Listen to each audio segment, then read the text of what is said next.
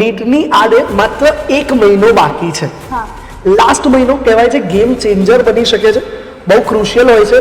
આખા 2-3 વર્ષની મહેનતને કાંઈ શિખર પર લઈ જઈ શકે છે, કાં તો નીચે લાવી શકે છે. તો આ 1 મહિના માટેની તમારી મોસ્ટ કોમન સ્ટ્રેટેજી વિદ્યાર્થીઓને જણાવો, કેવી હતી? જે લાસ્ટ મંથ છે એ ટાઈમ ચેન્જર છે, કંઈ પણ થઈ શકે.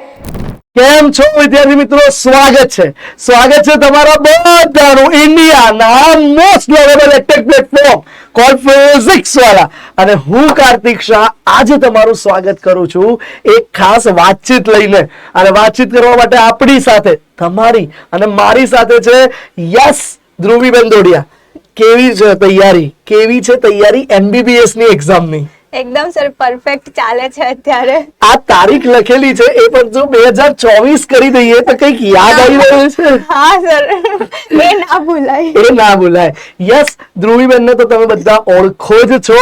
યસ આપણા ટોપર, જેમને 2024 ની NTA સામેની જંગ જીતી લીધી હતી અને બહુ સરસ રીતે અત્યારે સોલા મેડિકલ કોલેજમાંથી MBBS કરી રહ્યા છે. આજની સ્ટ્રેટેજી પાછળ બેટા તમને બોલાવવા પાછળનો પર્પસ એ છે કે હવે નીટની આડે માત્ર 1 મહિનો બાકી છે.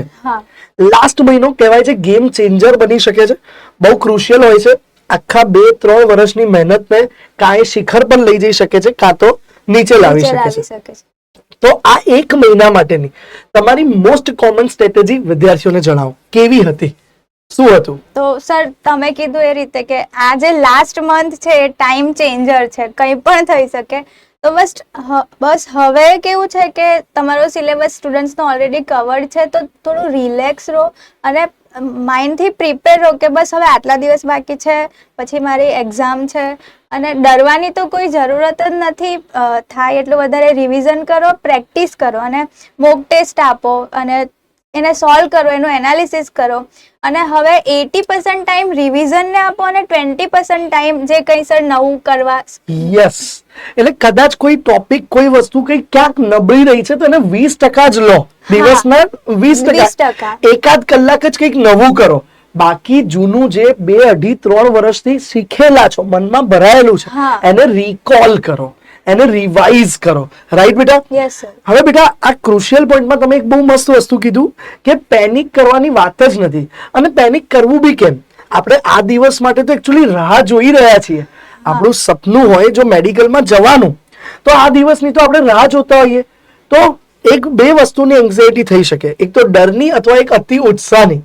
તો આ બંનેને છેલ્લા 1 મહિનામાં કઈ રીતે કંટ્રોલ કરવી? એટલે સર પહેલું તો છે અતિ ઉત્સાહ. તો એમાં કેવું થાય કે લાસ્ટ મંથ છે, મારું તો બધું કમ્પ્લીટ છે, બસ હવે હું એક્ઝામ આપીશ. તો એમાં થોડું ઇમ્બેલેન્સ થઈ જાય અને રિવિઝન કરવાનું રહી જાય છે. તો એમણે તો પહેલા શાંત થઈ જવાનું અને જે પ્રોસેસ ચાલતી છે એની પર ટ્રસ્ટ રાખો ને રિવિઝન કરો. તમે ફોકસ રિવિઝન પર કરો. તમે આટલો જે ટાઈમ આપ્યો છે નીટ માટે, તો હવે નજીક છે, તો હવે કંઈ ના બગડે એનું ધ્યાન રાખો.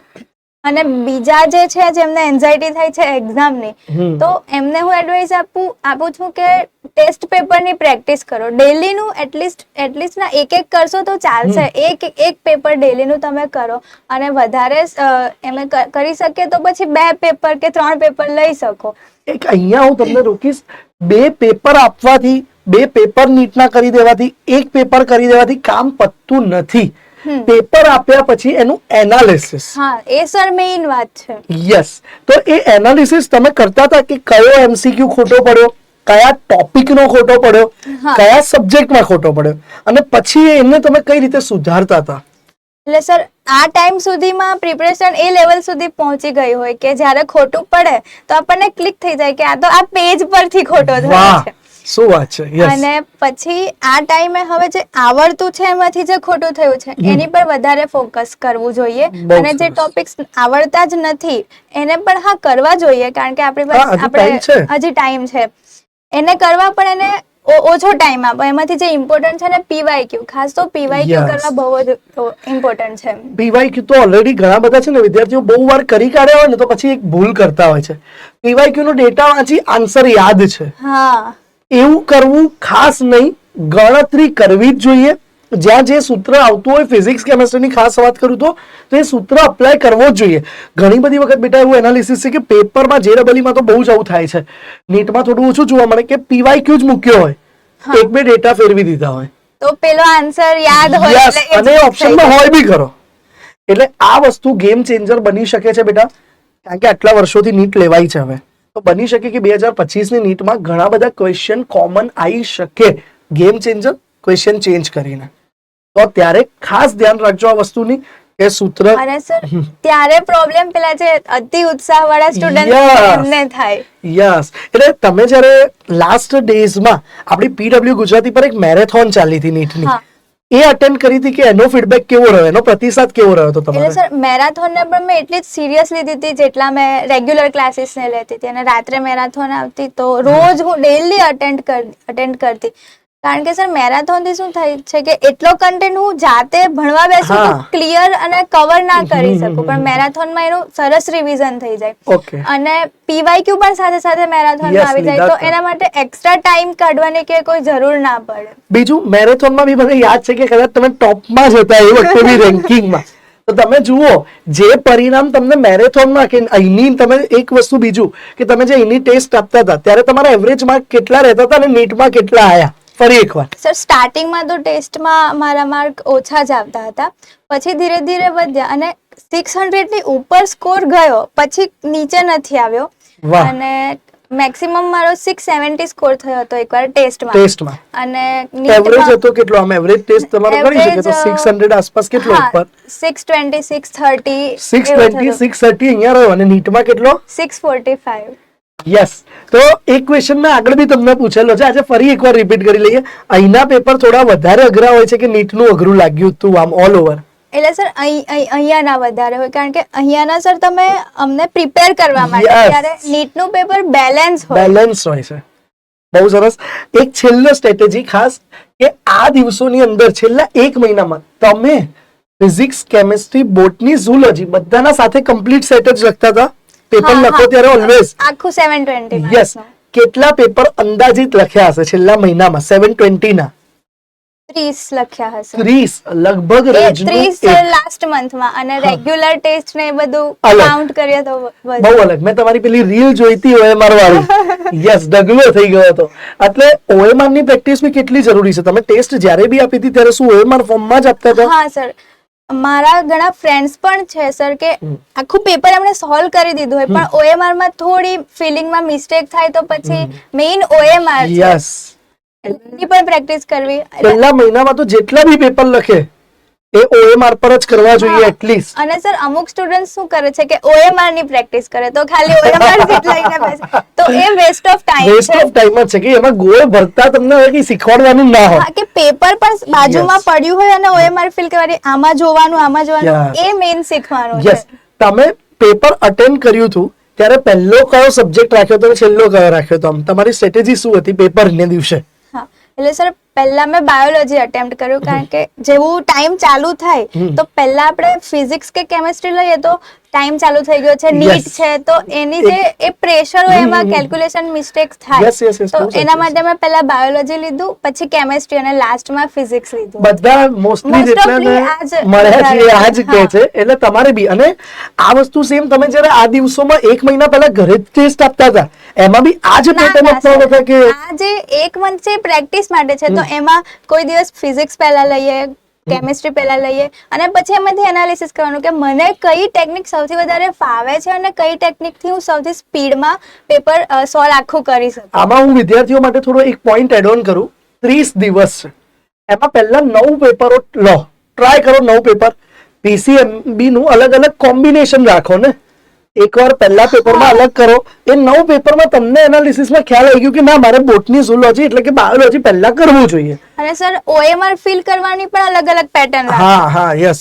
પણ એમાં આઈડિયલ પેટર્ન મારી દ્રષ્ટિએ મેં જે છોકરાઓને અત્યાર સુધી ગાઈડ કરી છે કે એક MCQ કરીને કરવી જોઈએ, કે એક સામટા 5 કરવામાં ઉપર નીચે થઈ જવાનો ચાન્સીસ રહે છે, કે પછી છેલ્લે કરવામાં તો પછી છેલ્લે ટાઈમ ફૂટી ગયો, એ તો વ્યાજબી જ નથી. તમારી શું સ્ટ્રેટેજી હતી એમાં? સર એમાં મેં આ રીતે 1 મહિનામાં પ્રેક્ટિસ કરી હતી, પછી હું એવા એનાલિસિસ પર આવી હતી કે પહેલા તો મેં આખું પેપર સોલ્વ કરી નાખ્યું, અને એમાં પણ હું મતલબ વિચારીને ગઈ હતી કે જો પેપર મને જે આવડતું છે એ મારા પ્રમાણે ઈઝી આવશે કે મારા લેવલ પ્રમાણે હાર્ડ આવશે તો હું કરીશ, તો મને પેપર સારું લાગ્યું. એટલે પછી મેં આખું પહેલા બાયોલોજીનો આખો સેક્શન સોલ્વ કરી નાખ્યો, પછી એમાંથી 5 પહેલા કર્યા, પછી પાછા 5 એ રીતે ફિલ કર્યું, પછી કેમિસ્ટ્રી કર્યું, પછી પહેલા આખું સોલ્વ કર્યું ને એ રીતે. ઓકે, પણ આઈડિયલી હું આ સ્ટ્રેટેજીથી બહુ બીતો હોઉં છું.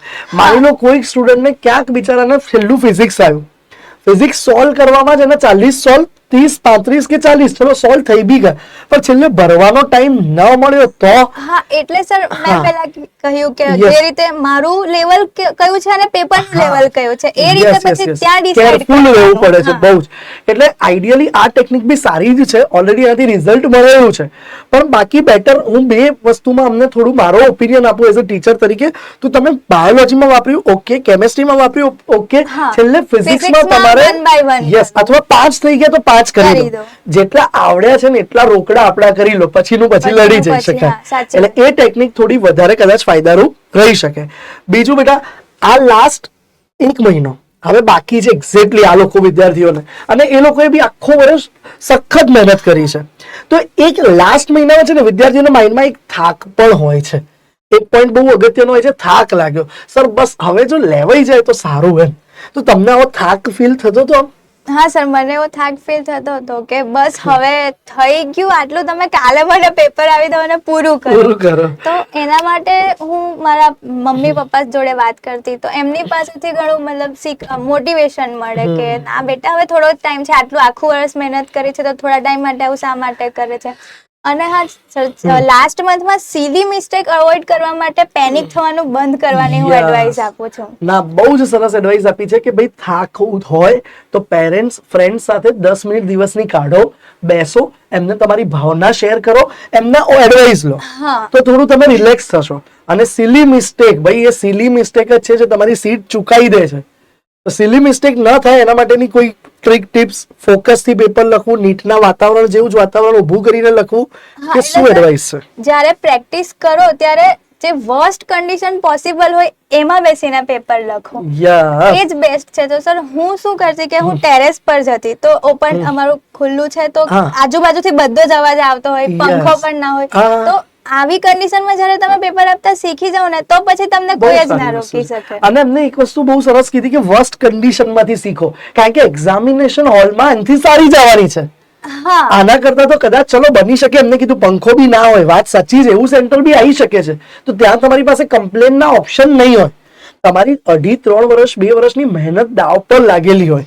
અને સર બીજો એક પોઈન્ટ કે અમુક સ્ટુડન્ટ્સ ને કેવું હોય કે એકદમ શાંત વાતાવરણ જોઈએ, તો કોઈ એક્ઝામિનેશન સેન્ટર આમ રોડની નજીકમાં કોઈ સ્કૂલ હોય તો ત્યારે એક્ઝામના ટાઈમ પર બધું આવડતું હોય પણ એ લોકો એ હેન્ડલ ના કરી શકે. એટલે અત્યારથી જ સૌથી ખરાબમાં ખરાબ મળશે એવી જ તૈયારી કરો જેથી જે બી મળે સારું લાગશે. કે ઘરમાં મમ્મી ગ્રાઇન્ડર મશીન ચલાવતી હોય તો એની બાજુમાં બેસીને એમસીક્યુ સોલ્વ કરવાની પ્રેક્ટિસ કરો. યસ, અને બહુ સારી વસ્તુ છે કે વર્સ્ટ માટે તૈયાર રહો, જેથી જે મળશે બેસ્ટ જ હશે, એ બેસ્ટ જ લાગશે. બહુ જ મસ્ત એડવાઇસ આપી તમે. Thank you so much. તમે આયા આપણી પીડબ્લ્યુ ગુજરાતી ચેનલ પર અને છોકરાઓ માટે આ લાસ્ટ મહિનાને સક્સેસફુલ બનાવવા માટે એડવાઇસ આપી. બસ અમે વિશ કરીએ છીએ કે નેક્સ્ટ યર આ બધામાંથી બહુ બધા લોકો જુનિયર, તમારે એની જોડે મજાક મસ્તીનો બી ચાન્સ આપીશું, અને એ જુનિયરો બધા અહીંયા હોય સ્ક્રીનની આ બાજુએ. બરાબર? ઓલ ધ બેસ્ટ બેટા. Thank you so much. All the best all. Thank you sir. Thank you બેટા.